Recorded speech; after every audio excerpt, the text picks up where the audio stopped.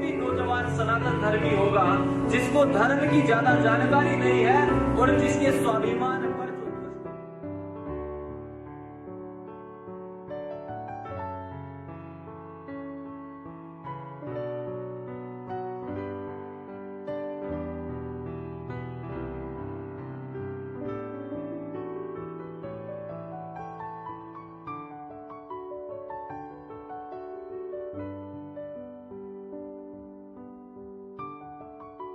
जी, आपने इन महाशय को भी सुना। ये भी वैदिक वैज्ञानिक है। इन्होंने भी बहुत सी चीज़ों की खोज की है, क्योंकि वह वेद ही खुद ज्ञानों का दाता है। ज्ञान वहीं से निकलता है और उसके अलावा दुनिया में तो कई ज्ञान ही नहीं है, सिर्फ वेद ही ज्ञान है। बहरहाल थंबनेल आपने पढ़ लिया है, उसमें लिखा हुआ है कि हिंदू देवी देवताओं का अपमान किसने किया।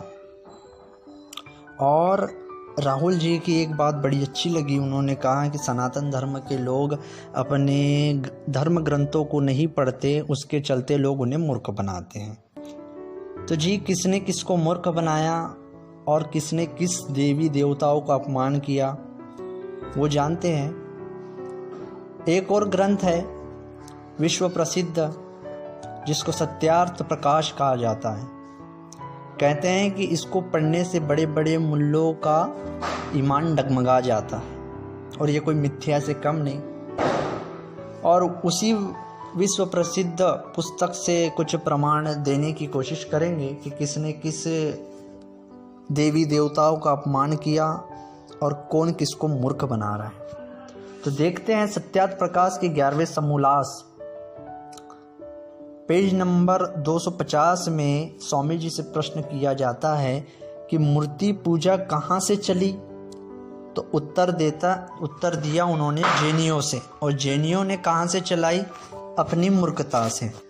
तो यहाँ सीधा सीधा बता दिया गया कि मूर्ति पूजा का जो प्रचलन है वो जैन मत से लिया गया है। और जैन मत की अगर हिस्ट्री देखी जाए तो 2600 से 2800 कबल पहले इनकी उत्पत्ति हुई और इनका मज़हब दुनिया में आया। तो इससे पता चला कि दुनिया में मूर्ति पूजा इनसे चली। और हिंदुइज़्म के लोग अपना इतिहास लाखों साल का बताते हैं कि फ़ला जगह मंदिर निकला, फ़ला जगह मूर्ति निकली, फ़ला जगह ये। उसी तरीके से रामलल्ला के बारे में भी कहा जा रहा है। तो ये तो साफ कह रहे हैं कि लाखों साल का कोई मसला ही नहीं है, जैनियों से चली। बहरहाल उसके आगे देखते हैं।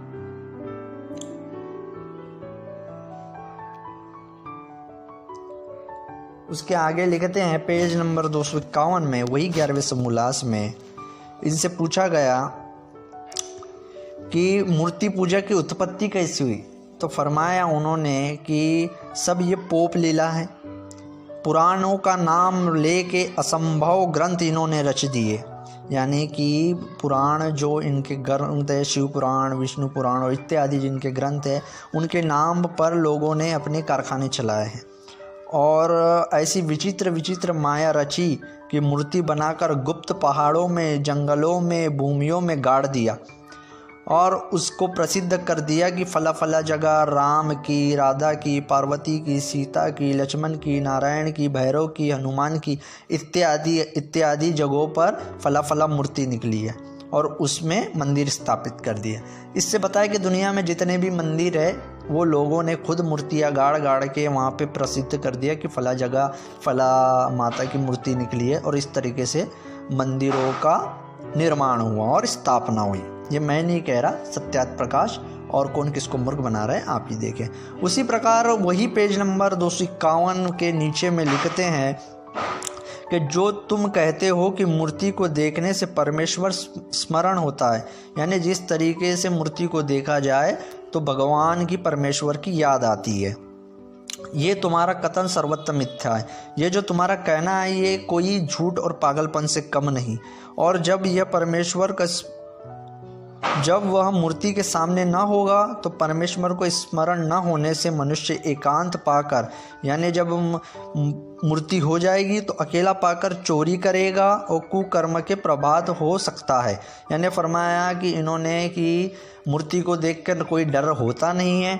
अगर डर हो भी जाए पहली बात तो डर होता नहीं है, उसके चक्कर में वो चोरी करता है, कुकर्म करता है। जैसा कि इनका सीधा सीधा ये चीज़ कहना है कि मंदिरों में चोरी, बलात्कार, भ्रष्टाचारी मूर्ति के आड़ में की जाती है। ये मैं नहीं, स्वामी जी कह रहे हैं। इसीलिए वह अर्थ करे बिना नहीं हो सकता, मैंने ऐसा अनर्थ करे बिना हो ही नहीं सकता। वो ये चीज़ करेगा ही करेगा, भ्रष्टाचार करेगा, रेप करेगा और लोगों का शोषण करेगा इत्यादि अनेक दोष पाश आनी मूर्ति पूजा से सिद्ध होता है। यानी मूर्ति पूजा करने से ये चीज़ सिद्ध होती है। ये मैं नहीं कह रहा, स्वामी जी कह रहे हैं।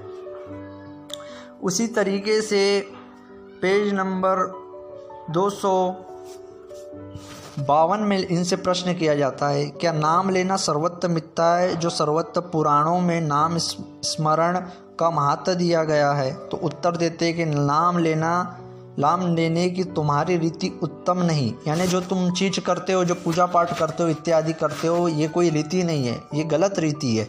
जिस प्रकार तुम नाम रीति करते हो ये रीति झूठी है। यानी जो भी तुम आज तक के तुम्हारे जो पूर्वज करते हुए आ रहे थे, श्राद्ध आदि काम करते थे, ये सब मिथ्या है और झूठी रीति है और हमारी ऐसी रीति वेद विरुद्ध है। तो इन्होंने कह दिया कि जो तुम्हारी चीज़ें हैं वो वेद विरुद्ध है। उसी तरीके से देवी देवताओं को जो स्थापित करते हैं, जैसा कि गणेश जी और नवरात्रि में देवी देवताओं का स्थापना करते हैं, उसके बारे में ये क्या कहते हैं?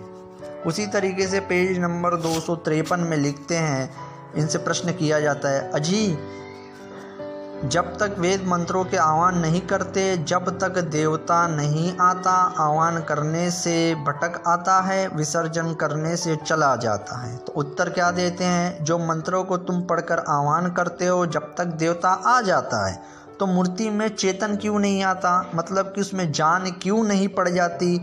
वो हंसता बोलता क्यों नहीं, खाता पीता क्यों नहीं? अगर अपने जिस्म पे कोई मक्खी बैठती है तो उसको उड़ाता क्यों नहीं?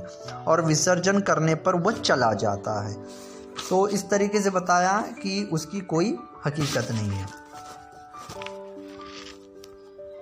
उसी तरीके से पेज नंबर 260 में लिखते हैं कि देखो कलकत्ता की काली और कामाक्षा आदि देवियों को लाखों मनुष्य मानते, क्या ये चमत्कार नहीं? तो स्वामी जी उत्तर बड़ा अच्छा उत्तर देते हैं, कुछ भी नहीं, वे अंधे लोग भेड़ के तुल्य पीछे एक दूसरे पे चले जाते हैं और कूप खाड़ी में गिर जाते हैं। जिस तरीके से एक भेड़ का आगे का जो पहला भेड़ होता है वो अगर किसी खाई में गिर जाए तो पूरे के पूरे भेड़ उसके साथ खाई में गिर जाते हैं, उसी प्रकार एक मूर्ख के पीछे दूसरे चलकर मूर्ति पूजा के गड्ढे में फंसकर दुख पाते हैं। इन्होंने कहा कि जिन्होंने मूर्ति पूजा पहले चलाई या करते हैं उसको देख कर सब मूर्ति पूजा करते बैठ गए। यानी जिन्होंने भी तुम्हारे बुजुर्गों ने, जैसे भगवान ने या किसी ने मूर्ति पूजा का प्रचलन किया, उनको साफ साफ यहाँ मूर्ख कहा गया। उसी तरीके से इनकी एक और किताब है ऋग्यादि भाष्य भूमिका, उसके पेज नंबर 272 में इनसे प्रश्न किया जाता है धर्म ग्रंथ विषय में, क्यों जी मनु जी ने जो प्रतिमान इत्यादि का वचन, तो यह मालूम होता है कि जो प्रतिमा कोई तोड़े उसको राजा दंड देवे तथा देवताओं के पास जाना, उसकी पूजा, उसकी छाया का उल्लंघन नहीं करना, उसकी परिक्रमा यानी उसका तवाफ करना इत्यादि प्रमाण मूर्ति पूजा बराबर सिद्ध होती है। फिर आप ऐसा नहीं मानते? तो स्वामी जी कितना प्यारा उत्तर देते हैं, क्यों भ्रम में पड़े हो, होश में आओ और आंखें खोल कर देख, प्रतिमा शब्द से जो तुम लोग मूर्ति पत्थर की मूर्ति लेते हो सो वो केवल अज्ञानता और कम समझ है। यानी यहाँ कहा है कि जो मूर्ति पूजक है वो बेवकूफ़ होते हैं, अज्ञानी होते हैं, बेवकूफ़ होते हैं। उसी प्रकार धर्म ग्रंथ विषय में ही आगे लिखते हैं कि जिस तरह जहर खाने में पड़ जाता है, क्या तुम उसे खाना पसंद करोगे? तो उस तरीके से ये कंपैरिजन में करते हैं। अगर किसी भी प्रकार का अच्छी बातें अगर पुराण आदि में लिखी भी गई है तो वो जहर के समान है, उसे नहीं मानना चाहिए। और हिंदुइज़्म और सनातन धर्म के जो पहले के और जो बड़े बड़े इनके आचार्य है और बड़े बड़े शंकराचार्य है, उनका यह कहना है कि पुराण पांचवा वेद है, यानी पंचवेदम है, जिसका अर्थ होता है कि ये एक अटूट हिस्सा हिंदुइज्म का, 4 वेद थ्योरी है और पुराण आदि प्रैक्टिकल है, इनका कहना है ऋषि मुनियों का, और इसी को ये मिथ्या आदि बता रहे हैं। तो किसने किसका अपमान किया, कौन किसको मूर्ख बना रहा है, यह आपने भली भांति देख लिया। और भी इसमें सत्यार्थ प्रकाश के 11वें समोल्लास में बुद्धिस्ट का, भगवान बुद्ध का, गुरु नानक साहेब का, संत कबीर का और स्वामी नारायण का इत्यादि लोगों के बारे में इन्होंने टिप्पणियां की है। और इसके आगे इन्होंने सत्यार्थ प्रकाश में सोमनाथ मंदिर का भी राज खोला, जैसा महमूद गजनवी ने उसको लूट मार करने की बात की थी, उसके बारे में इन्होंने उसकी पोल खोली है कि वो मंदिर के ऊपर, मंदिर में हवे में वो चीज़ मूर्ति लटकी हुई थी, तो उसका पोल खा, कोई उसमें कोई चमत्कार ना था, वो तो चारों तरफ पाषाण यानी चुंबक के पाषाण लगे थे, उसके आधार पे वो खड़ा था, चुंबक हटी, वो मूर्ति गिर गई। बहरहाल इतनी चीज़ें मैंने आपको बता दी, वीडियो काफ़ी लंबा होते जा रहा है, इसीलिए मैं यहीं एंड करता हूँ। तो अधिक जानकारी के लिए नीचे गए डिस्क्रिप्शन बॉक्स में एक लिंक दिया गया है, उसमें आपको पूरा प्रमाण मिल जाएगा कि किस पेज में क्या लिखा हुआ है और किसने मूर्ख बनाया और किसने इनके देवी देवताओं का अपमान किया। आप भली भांति जानते हैं और आप इसका निर्णय किए। अगर किसी को मेरी बातों से ठेस पहुंची तो मैं उसे क्षमा चाहता हूं। धन्यवाद।